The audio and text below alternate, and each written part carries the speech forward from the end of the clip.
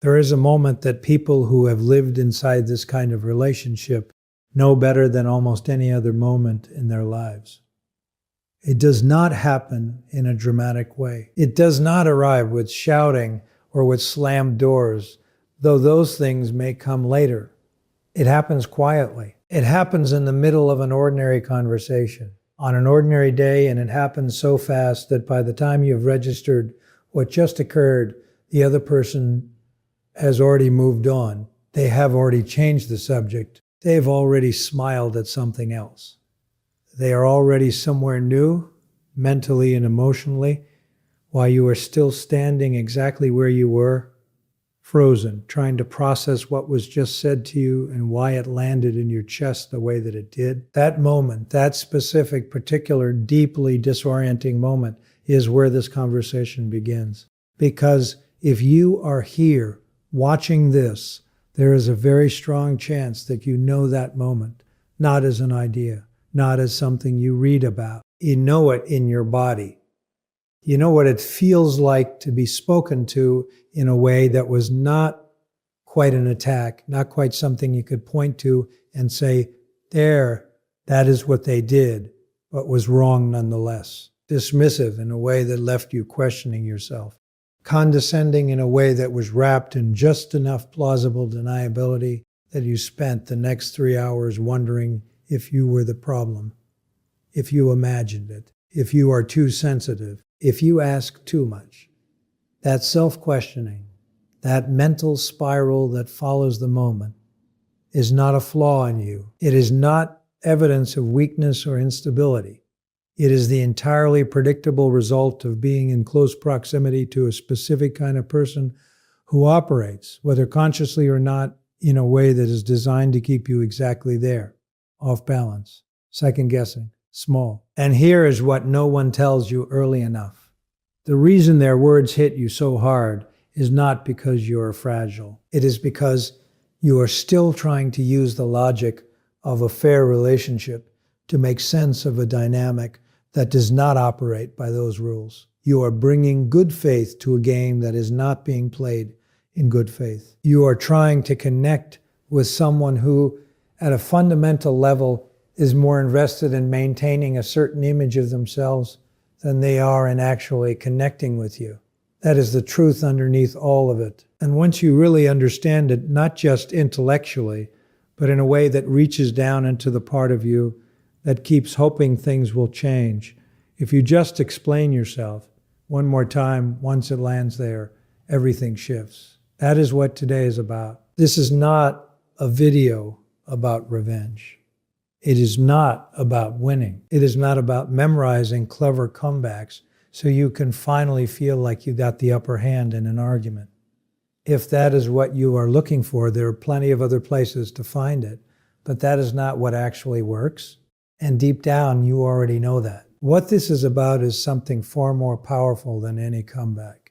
It is about understanding exactly what is happening when someone with narcissistic traits disrespects you, why your current responses are keeping you stuck in the cycle, and what specific words, delivered in a specific way, will do something that all the explaining and defending and pleading in the world has never managed to do. They will make the disrespect stop being worth it. They will remove the thing that the disrespect was designed to get. And in doing that, they will shift the entire dynamic in a way that no raised voice, no ultimatum, and no tearful conversation ever has. But before we get to the words, you need to understand the mechanism. Because if you try to use these phrases without understanding why they work, you will deliver them wrong. You will deliver them with too much emotion or with a trembling quality underneath the words that signals that you are not yet fully standing behind them. And they will not land the way they are supposed to land. So stay with me here, because this part matters more than the phrases themselves. When someone with significant narcissistic traits says something disrespectful to you, what they are doing at its core is running a test. They are not conscious of it as a test. They would not describe it that way, but functionally, that is exactly what it is. They are checking something. They are checking whether you are still someone whose emotional reactions they have access to, whether your sense of self is still dependent enough on their approval that they can shake it with a word, whether you will do the thing you have always done. Absorb the hit, try to make sense of it, defend yourself, explain yourself, or go quiet in that particular wounded way that tells them, without you ever saying it out loud, that they got to you, that they matter to you in a way that gives them power over you. Your reaction, any strong reaction, even an entirely justified one, is the answer they are looking for. It confirms something they need confirmed. It confirms that they are significant, that they have impact, that they can move you. And here is the devastating irony that keeps so many people trapped in these dynamics for years. The more you react, the more you explain, the more you explain, the more you are feeding the exact engine that produces the disrespect in the first place. You are not fixing it. You are fueling it. That does not mean it is your fault. It means the rules of this particular dynamic are different from the rules you were taught to apply to relationships. And once you know the real rules, you can stop playing the game the way you have been playing it and start doing something that actually changes the outcome. The words we are going to cover today do 4 specific things. They remove the emotional reaction that confirms impact. They name what is happening without accusation or drama. They establish a reality that is entirely yours, one that cannot be negotiated or taken away. And they communicate clearly and without any room for misinterpretation that the version of you who could be moved by this behavior is no longer available. Not because you have gone cold, not because you no longer care, but because you have finally understood something important enough about yourself and about this dynamic that you have chosen, quietly and completely, to stop participating in it on the terms that have been set for you. You are about to learn a different way to stand in the room. Now that you understand the mechanism, the engine underneath all of it, we can start talking about what you actually say. But before we get to the specific phrases, there is one more thing you need to understand. And it is the thing that will determine whether any of this works or whether it becomes just another strategy you tried that did not hold. It is about the state you are in when you deliver the words, because here is what most advice in this space gets wrong. It hands you a script and sends you in. It says, next time they do that thing, say this, and you memorize the line, and the next time it happens, you try to say it, but something goes wrong. Your voice comes out slightly too tight. There is a quality to it that sounds like you rehearsed it, which of course you did. And underneath the words, there is still the same emotional turbulence that has always been there. And the other person, who has spent years learning the precise texture of your emotional states, hears it immediately. They hear the gap between the words and the energy. And the words do not land. Not because the words were wrong, but because the person delivering them had not yet done the internal work that makes those words true rather than performed. So let us talk about that internal work, because it is not complicated, but it requires honesty. The reason their words have had so much power over you is not random. It is because somewhere in a part of you that you may not have examined directly yet, you are still waiting for their validation. You are still, on some level, hoping that if you respond correctly, if you say the right thing, if you finally make them understand the impact of what they did, they will give you something. An acknowledgement, an apology, a moment of genuine seeing where they look at you and understand what this has cost you, and they care. That hope is not a weakness. It is one of the most human things there is. It is the thing that makes you capable of love and loyalty and extraordinary patience. But it is also the thing that is keeping you trapped, because that acknowledgement is not coming, not from this person, not in the way you need it. And every time you engage with the disrespect, as though this time will be different, as though this conversation will be the one where they finally get it, you are not having a conversation. You are standing at a door that does not open from that side, knocking, still believing that if you knock in just the right way, it will. The internal shift that changes everything is the moment you stop knocking, not in bitterness, not in defeat, but in the clear-eyed recognition that your need for their validation has been the lease they have held on your nervous system, and you are choosing, as of now, not to renew it. That is the state from which the words we are about to discuss need to be delivered. Not in chair, not coldness, not rehearsed attachment, but a genuine, settled, grounded sense of your own reality that does not require their agreement to remain intact. When you find that place inside yourself, even partially, even imperfectly, the words change. They stop being strategies and start being true. And true things land differently than strategies do.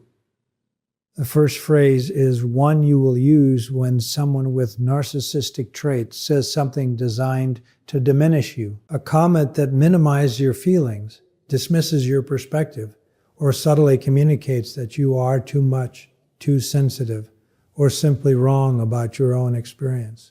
The phrase is this: that is not something I am going to agree with. 5 words, or a version of them that feels natural in your own voice. Not you are wrong. Not how could you say that. Not you always do this.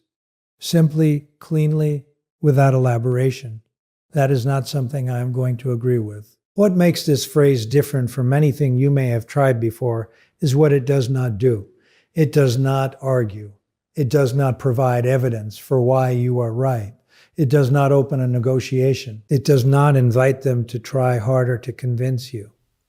It simply draws a line in the sand of reality and stands on one side of it without drama or defensiveness. When you say this and then say nothing more, you remove the entire architecture of the argument they were preparing to have with you. There is nothing to push against. There is no emotional content to dismiss or use against you later.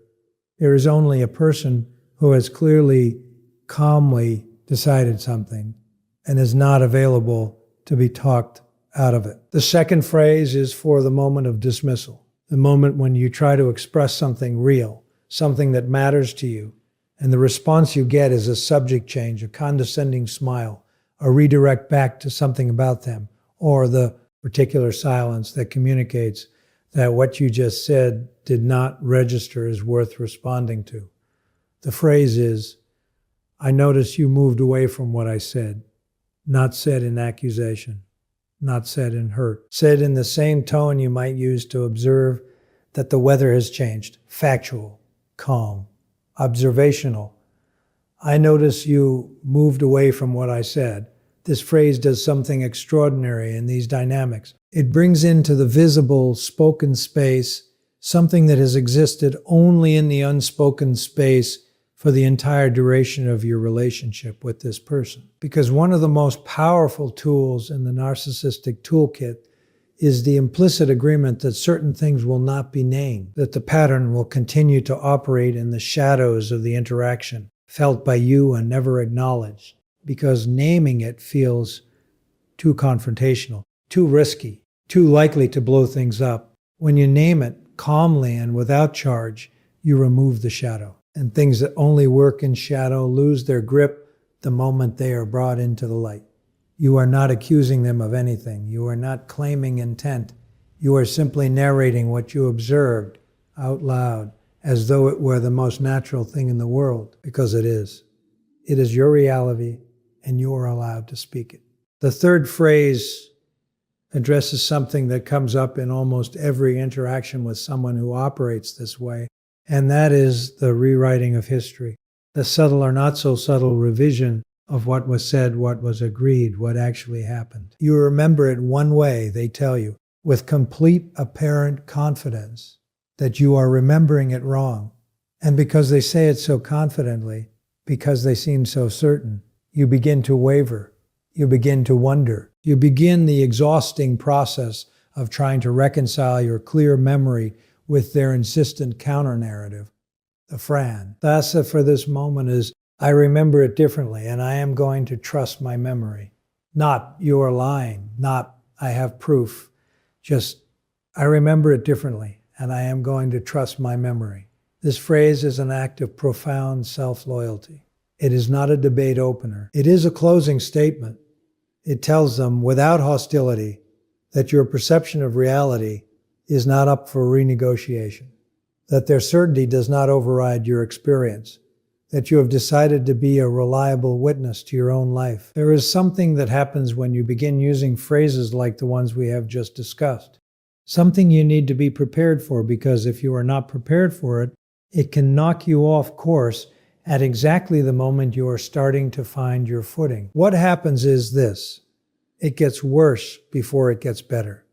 Not always, not with every person, but often enough that you need to know it is coming, so that when it arrives, you do not interpret it as evidence that what you are doing is wrong.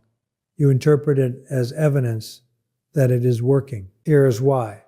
When someone with narcissistic traits has had reliable access to your emotional reactions for months or years, your reactions have become, without either of you consciously choosing this, a kind of currency in the dynamic. They spend a dismissive comment and receive in return your distress. They spend a rewrite of history and receive your confusion and self-doubt. That exchange has been the operating economy of the relationship. And when you suddenly stop paying, when you respond with calm clarity instead of hurt, when you name what is happening instead of absorbing it, when you decline to negotiate your own memory, the economy breaks down. And their response to that breakdown is almost always to increase the pressure, to try harder to get the reaction they are used to getting, to escalate, to push in new ways, to find the lever that still works. This escalation is not a sign that you are doing something wrong. It is the predictable response of a system that is losing its power source. A system does not give up its power source quietly. It fights for it. So when the escalation comes, and it may come as increased criticism, as sudden warmth followed by a sharp withdrawal, as an appeal to your guilt or your love, or your fear of losing the relationship, your job is not to respond to the content of the escalation. Your job is to hold the same steady, grounded, clear quality that you brought to the phrases in the first place. This is where most people falter. They hold the line for a week, maybe two, and then the person they are dealing with finds the right combination, and the old patterns reassert themselves. Not because the person who was trying to change was weak, because they were human, and because the escalation was specifically designed, consciously or not, to find the cracks. The way you hold the line during escalation is not by becoming harder or colder. It is by becoming more rooted, by returning again and again to the internal place we talked about earlier. The place where your sense of your own reality does not depend on their agreement. The place where you are not waiting for them to validate your experience before you are allowed to trust it. That is the anchor.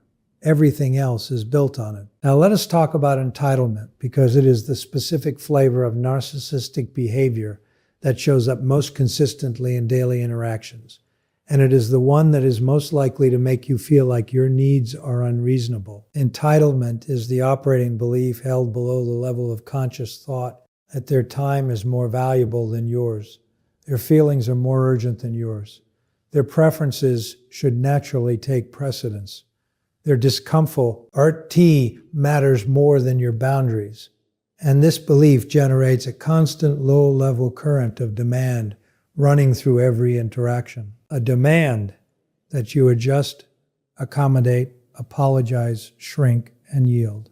The phrase that addresses entitlement most cleanly is one that is almost insultingly simple in its construction, but devastating in its effect when delivered correctly. The phrase is, "That does not work for me." Not, "I am sorry, but I cannot really do that right now." Not, "I wish I could, but maybe another time." Not the anxious softening and over-explanation that turns a boundary into a request.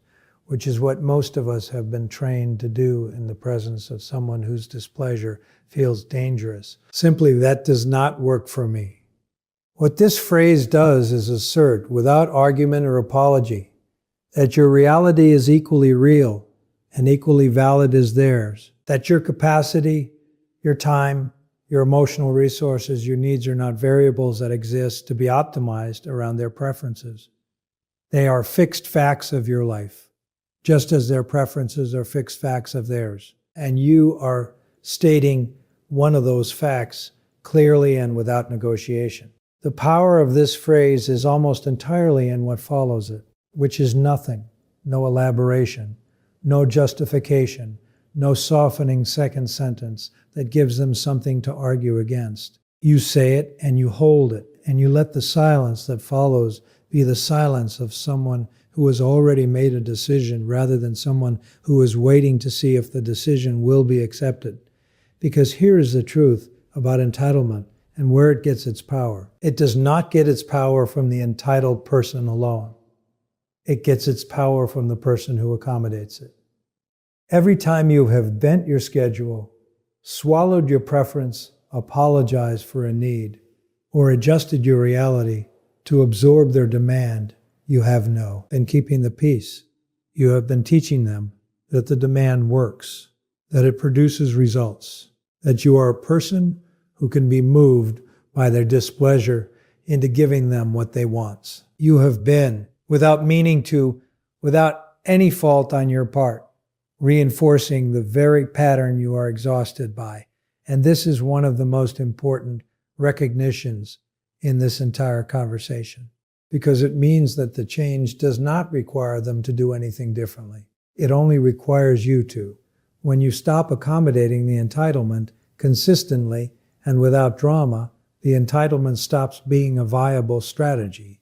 It does not stop immediately. As we discussed, it will likely escalate first, but eventually, when the demand consistently produces not accommodation, but a calm and immovable that does not work for me, the demand stops. Not because the person has changed fundamentally, but because you have stopped making it worth their while. There is another phrase that belongs in this section, and it is for a specific moment that people in these dynamics encounter regularly. It is the moment of the public slight, the comment made in front of other people that is designed to diminish you while maintaining the speaker's image of being charming, funny, or simply honest. The comment that gets a polite laugh from the room while leaving you with that familiar cold feeling spreading through your chest. The phrase for this moment is not delivered in the moment itself. In the moment itself, you do nothing dramatic. You simply do not laugh. You do not grimace.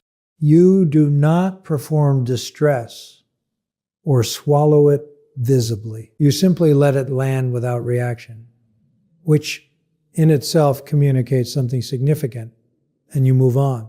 The phrase comes later in private, and it is this: what you said earlier was not acceptable to me, and I want you to know that I noticed it. Not a confrontation, not a demand for an apology, not an invitation to debate whether it was meant the way it landed. Simply a clean, clear statement of your reality, delivered without heat, that communicates one thing above all others: that you are someone who pays attention to how you are treated, that things do not slide past you unnoticed just because they were said with a smile, that you are a person who holds your own record of events and is willing to speak it. This quality, this quiet, consistent willingness to name what happened is one of the most powerful things you can bring to these interactions, because the entire architecture of disrespect in these dynamics depends on your silence. It depends on you absorbing the comments and the dismissals and the rewrites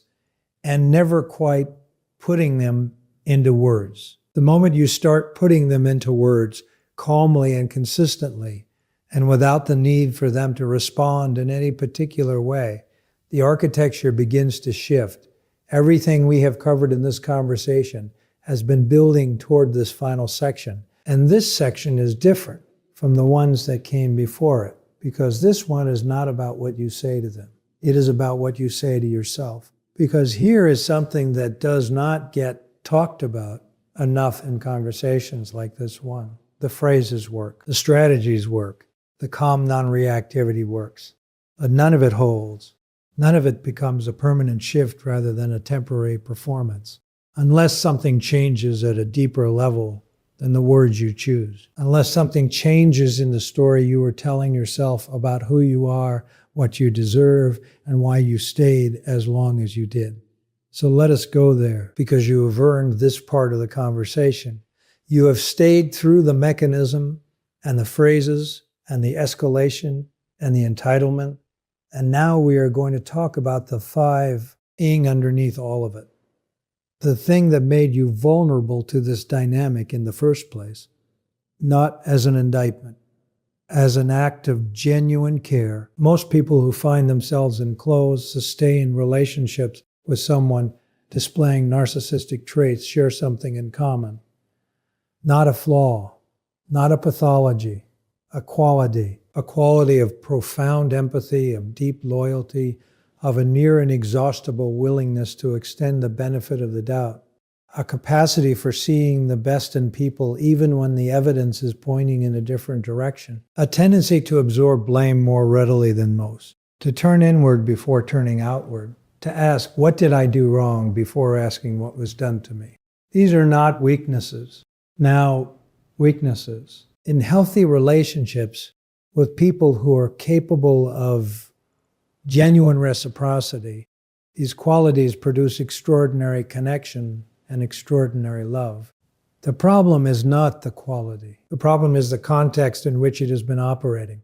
Because these same qualities, in the presence of someone whose deepest operating need is to maintain an image of superiority and specialness at all costs, become liabilities. Your empathy becomes something they lean into without returning. Your loyalty becomes an assumption they stop earning. Your willingness to see the best in them becomes a resource they draw on to excuse behavior that has nothing to do with their best. Your tendency to turn inward becomes a permanent residence that they are happy for you to stay in. Because as long as you are questioning yourself, you are not questioning them. And here is the shift that changes not just how you respond in these interactions, but who you are when you walk into them. It is the moment you recognize that the qualities that made you a target for this dynamic are also the qualities that make you someone worth being. The goal is not to become harder. The goal is to become someone who extends less empathy, trusts less readily, loves with more reservation. The goal is to become someone who applies those extraordinary qualities with discernment, someone who understands that empathy is not a requirement to extend infinitely to someone who has demonstrated they will consume it without reciprocation. That loyalty is not a contract you signed in blood that obligates you to keep showing up for someone who would not show up for you. That seeing the best in people is a gift, not a debt. And you are allowed to stop giving it when it has become clear that it is being taken rather than received. That turning inward is healthy and necessary and beautiful, but it is not meant to be the only direction you ever look. You are allowed to turn outward too. You are allowed to look at what is being done to you and call it what it is. These realizations do not arrive all at once. They come in layers, often over months or years of slowly, painstakingly learning to trust your own perception again after it has been systematically undermined. And that process is not linear. There will be days when everything feels clear and you feel like a different person, a stronger person, a person who finally understands what was happening and has found their footing. And there will be days when the old self-doubt comes back, when the old voice that says, maybe you are the problem, maybe you are too sensitive, maybe you are asking too much starts up again, and it is louder than you expected it to be. On those days, the most important thing you can do is not argue with the voice. Arguing with it gives it energy and duration. Instead, you simply notice it. You say, there is that voice again, and you do not follow it. You let it be there without letting it drive. Because the voice is not the truth. It is the residue of a dynamic that taught you over and over and over again that your perception was untrustworthy. And residue takes time to clear. Be patient with yourself in that clearing. This brings us to the final thing you need to understand about the phrases we have discussed today and about this entire conversation. They are not the destination. They are a bridge. They are the practical, actionable, immediate tools that help you stop the bleeding while the deeper healing is happening. They help you stop losing ground in the daily interactions while you are doing the longer, slower, more important work of rebuilding your relationship with your own reality, your own perceptions, your own worth. And that work, the deeper work, is not done in confrontations or conversations with the person who has been disrespecting you. It is done in quiet, in reflection, in the moments where you catch yourself about to apologize for something that was not your fault, and you stop. In the moments where you notice the familiar pull towards self-blame, and you choose deliberately and with effort to ask a different question. Not what did I do wrong, but what was done to me, and do I want to keep allowing it?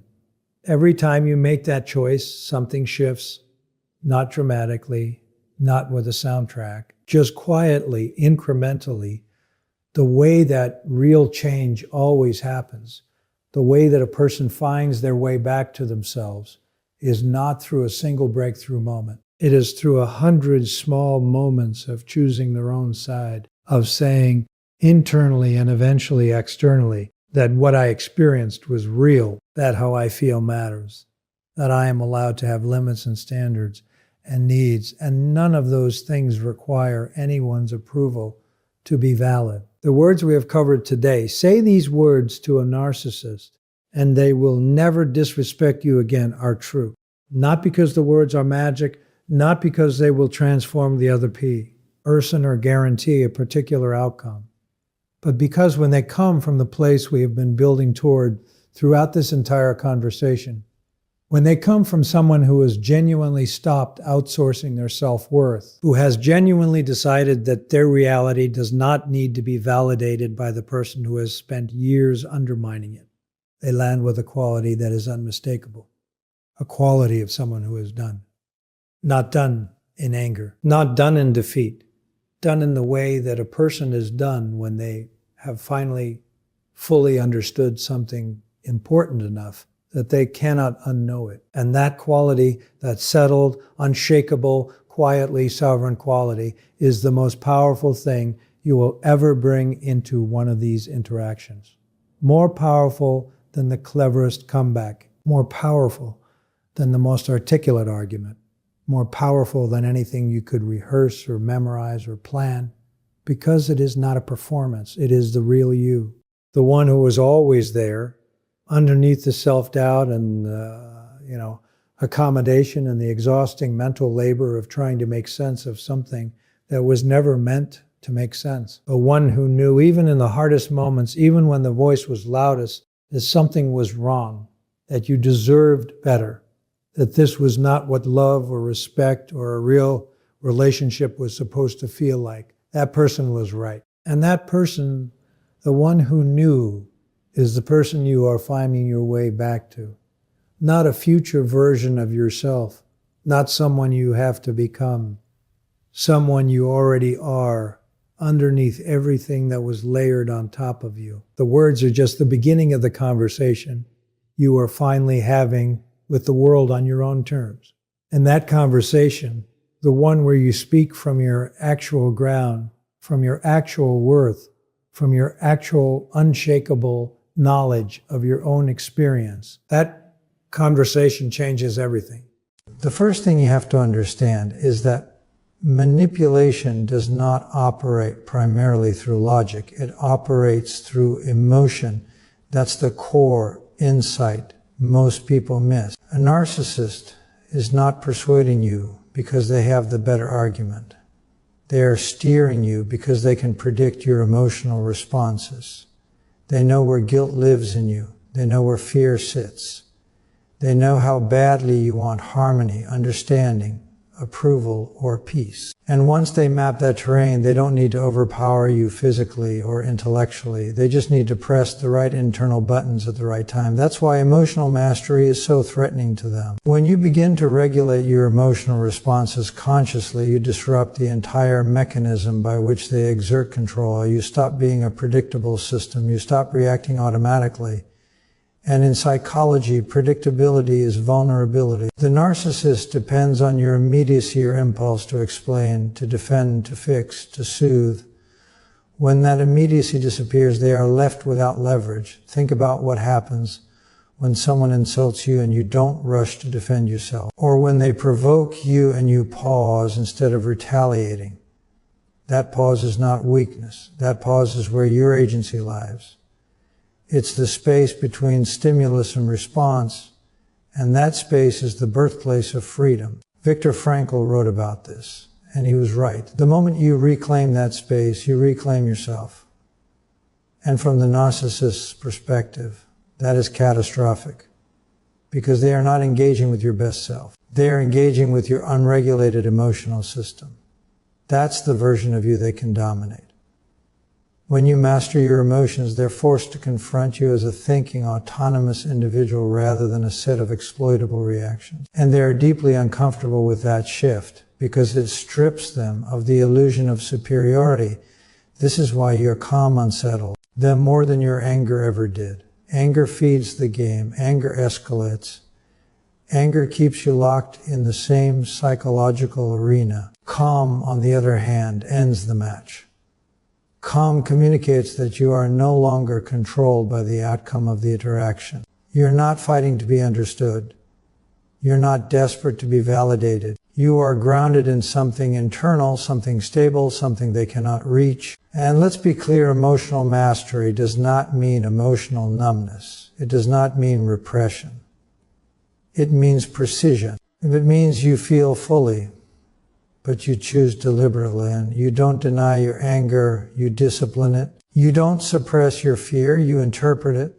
You don't eliminate emotion, you integrate it. That integration is what gives you authority over yourself, and authority over yourself is the only real power there is. A narcissist cannot manipulate someone who has accepted their own shadow. If you've already confronted your flaws honestly, guilt loses its grip. If you've already endured rejection, fear of abandonment loses its sting. If you've already taken responsibility for your life, blame becomes meaningless. Manipulation only works when there is unresolved chaos inside you. Emotional mastery is the act of putting that chaos in order. This is why people who develop this capacity often appear cold to those who relied on their emotional availability. But that's a misunderstanding. What's actually happening is that you are no longer outsourcing your self-worth. You are no longer allowing others to dictate your internal state. And for someone whose identity depends on controlling others' emotions, that shift feels like an existential threat. Notice how often manipulators accuse emotionally regulated people of being arrogant, distant, or unempathetic. That accusation is revealing. What they really mean is, you are no longer emotionally accessible to my tactics. They experience your self-control as a form of rejection because it denies them the intimacy they once had with your vulnerabilities. But here's the deeper philosophical point. Emotional mastery is not just a defense mechanism, it's a moral achievement.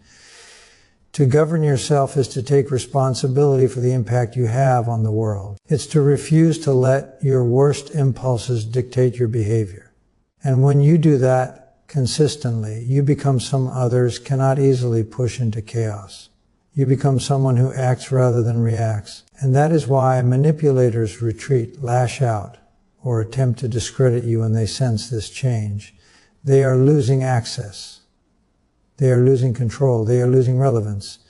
But that loss is the price of your growth, and it is a price worth paying. Because the moment you no longer need to win emotionally is the moment you stop being controllable.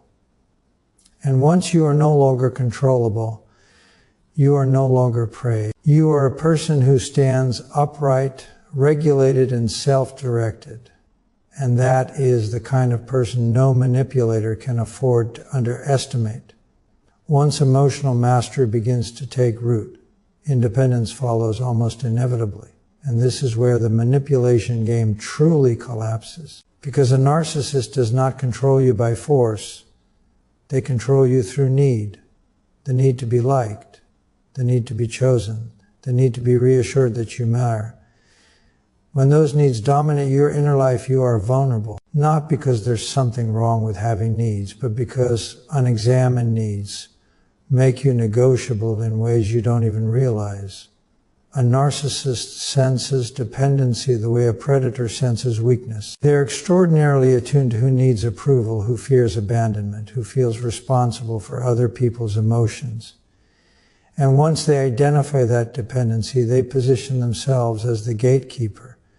Approval becomes conditional. Affection becomes intermittent. Validation becomes something you have to earn.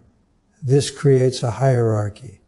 And as long as you are climbing toward them, they are above you. Independence is what flips that hierarchy upside down. The moment you no longer require their validation to feel stable, the moment your sense of worth is no longer outsourced, their leverage evaporates. They can still criticize, withdraw, provoke, or promise, but none of it lands the same way. Why? Because the psychological hook has been removed. There is nothing left for them to pull on. This is why walking away without explanation is so destabilizing to a narcissist. It violates their deepest assumption that you need them more than they need you. Independence shatters that illusion. And not in a dramatic way, not with confrontation or ultimatums, but quietly. You stop chasing clarity from someone committed to confusion. You stop seeking closure from someone who benefits from leaving things unresolved. You stop trying to be understood by someone who never intended to understand you in the first place. And this isn't cruelty. It is realism. There's a deep philosophical distinction here that matters. Independence is not withdrawal from responsibility. It is withdrawal from false responsibility. You are not responsible for managing someone else's ego. You are not responsible for absorbing their chaos. You are not responsible for staying small so they can feel large. Once you see that clearly, guilt loses its persuasive power. A narcissist will often frame your independence as betrayal. After everything I've done for you, they'll imply, or sometimes say outright. But that framing relies on the assumption that support entitles them to control. It does healthy relationships are reciprocal, not transactional. When independence enters the picture, that false contract is exposed for what it is, a mechanism of control disguised as care. What is particularly important to understand is that independence does not mean isolation. It means choice. It means you are with people because you want to be, not because you are afraid of what will happen if you leave. Fear-based attachment keeps people trapped in destructive dynamics far longer than logic ever could. Independence dissolves that fear by proving something essential. You can survive separation. You can endure disapproval. You can tolerate being misunderstood. And once you know that, you are no longer captive. This is why narcissists escalate when they sense independence forming. They might intensify affection, suddenly becoming generous and attentive. Or they might turn cold and punitive.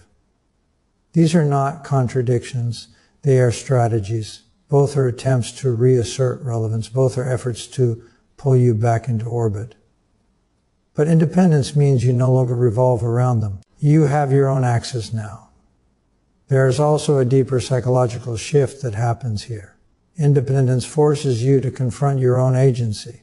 You can no longer blame the manipulator entirely, because you see where your compliance once lived. That is uncomfortable. But it is also empowering, because if you participated unconsciously before, you can now choose consciously. And choice is the foundation of dignity. From a philosophical standpoint, independence is the rejection of psychological tyranny. It's the decision to govern your own inner world rather than surrender it to someone else as pathology. And that decision has consequences. You may lose relationships. You may be criticized. You may be painted as cold or ungrateful. But those judgments say more about the judge than about you. What replaces dependency is something far more stable: self-trust. You begin to trust your perceptions instead of doubting them. You begin to trust your capacity to endure discomfort instead of avoiding it at all costs. And when that trust solidifies, manipulation has nowhere to land. There's no vacuum for it to fill. This is the paradox that narcissists cannot tolerate. The less you need them, the more powerful you become. And power that does not seek domination, approval, or revenge is the most unassailable kind, because it cannot be taken away, it can only be abandoned. And so the invitation is simple but not easy. Build a life so grounded in self-respect that no one can hold your emotional survival hostage. Because the moment you stop needing permission to be whole is the moment manipulation loses its grip. You finally stand on your own terms. Once independence is established, boundaries become inevitable. And this is where things get especially uncomfortable for a narcissist, because boundaries do something very specific. They reveal reality. They expose who respects you and who merely tolerated you when you were easy to control. A boundary is not an act of aggression. It's an act of clarification. It defines where you end and where another person begins. Anyone who has benefited from blurred lines will experience that clarification as a threat. A narcissist relies on ambiguity, on shifting rules, on emotional access that is never clearly defined. They move the goalposts constantly because confusion keeps you dependent. When expectations are unclear, you spend your energy guessing, adjusting, appeasing. Boundaries remove that confusion. They make the implicit explicit.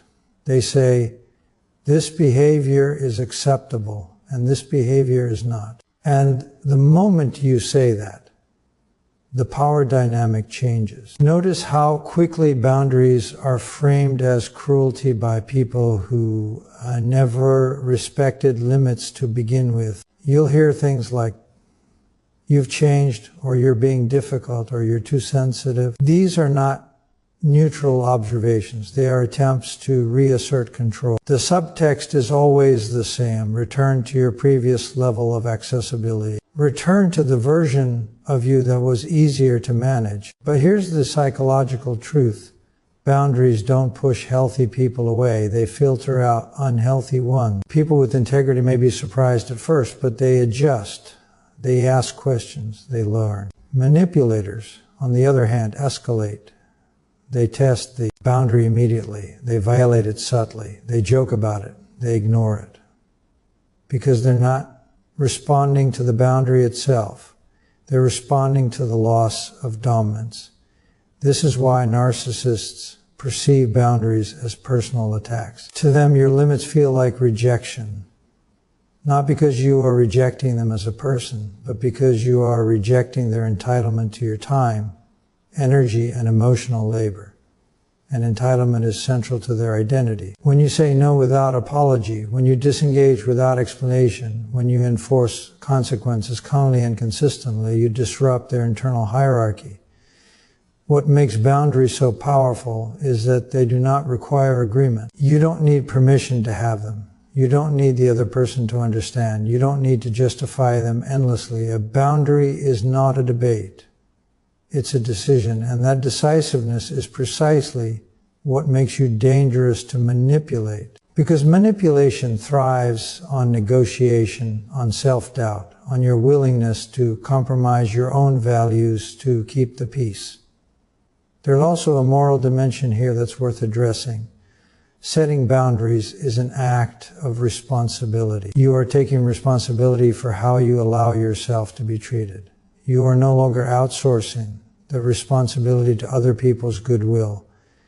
In that sense, boundaries are not selfish. They are ethical. They prevent resentment. They prevent quiet contempt. They prevent the slow erosion of self-respect that occurs when you tolerate what you know is wrong. A narcissist often senses boundaries forming before they are ever spoken. Your tone changes. Your availability shifts. You no longer rush to respond. You no longer over-explain. You no longer absorb disrespect silently. And this is when projection begins. They accuse you of being controlling, manipulative, or rigid. That projection serves a psychological function. It allows them to avoid confronting their own boundary violation by reframing your self-protection as pathology. But boundaries are not walls. They are doors with locks. You decide who has access and under what conditions. That distinction matters. Walls isolate, boundaries regulate. And regulation is essential for any healthy system, whether it is a family, a relationship, or a society. Without limits, systems collapse into chaos. Narcissists thrive in that chaos because they know how to exploit it. Enforcing boundaries also requires something deeper than confidence. It requires tolerance for discomfort. You have to be willing to endure guilt, tension, misunderstanding, and even loss.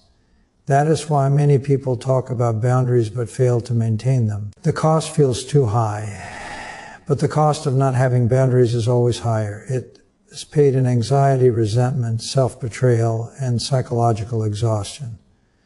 When you hold a boundary and do not collapse under pressure, something important happens internally. You begin to trust yourself.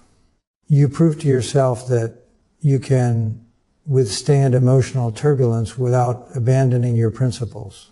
That self-trust compounds. And as it grows, manipulation becomes less and less effective because manipulation relies on your fear of emotional fallout. This is the moment the narcissist realizes the game is over. They can no longer provoke you into overfunctioning. They can no longer guilt you into compliance. They can no longer rely on your silence to excuse their behavior. What remains is exposure, and exposure is the one thing they cannot tolerate. So if you take anything from this, let it be this. Boundaries are not about controlling others. They are about controlling yourself. They are the structure that allows your strength to endure. And the moment you decide that your dignity is non-negotiable is the moment manipulation loses its last foothold. Once you reach this stage, there is an uncomfortable truth you can no longer avoid. And that is that growth has a cost. Psychological. Development is not a purely additive process. You just gain strength, clarity, and self-respect. While keeping everything else intact, you also lose what no longer fits.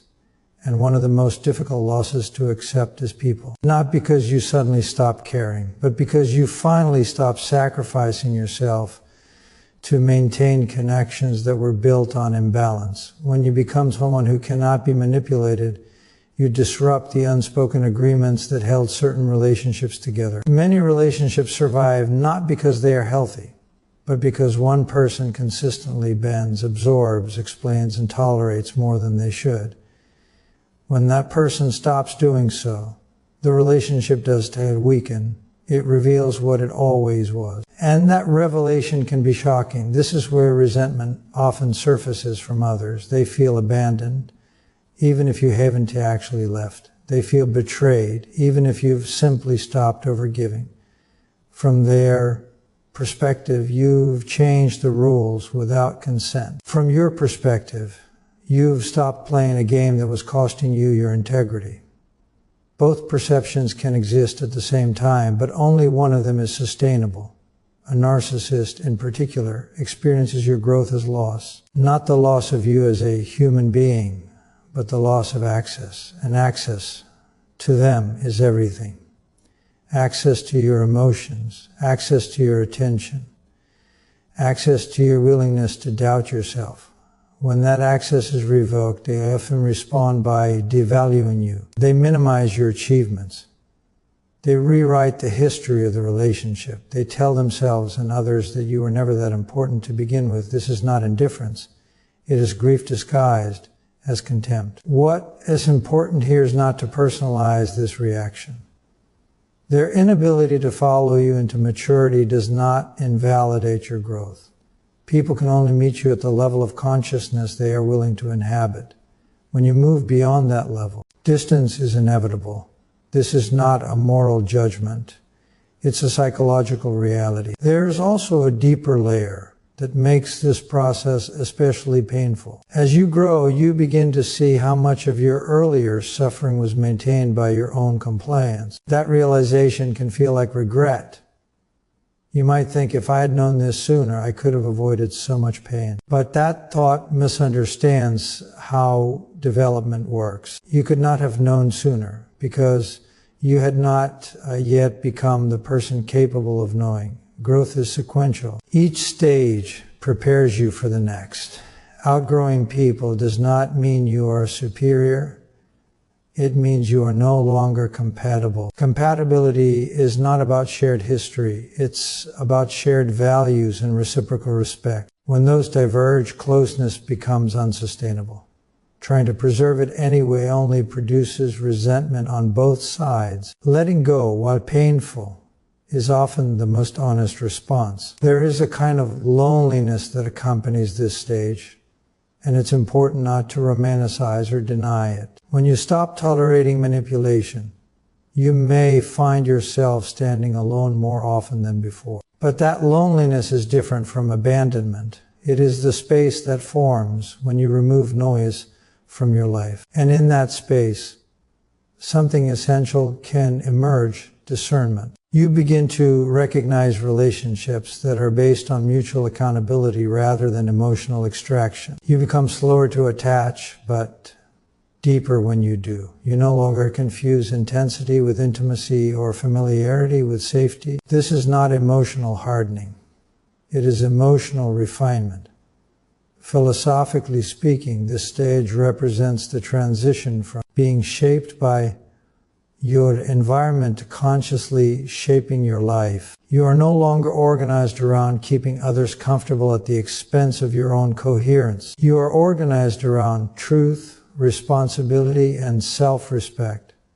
And those principles are demanding. They ask more of you than people-pleasing ever did, but they also give you something people-pleasing never could: dignity,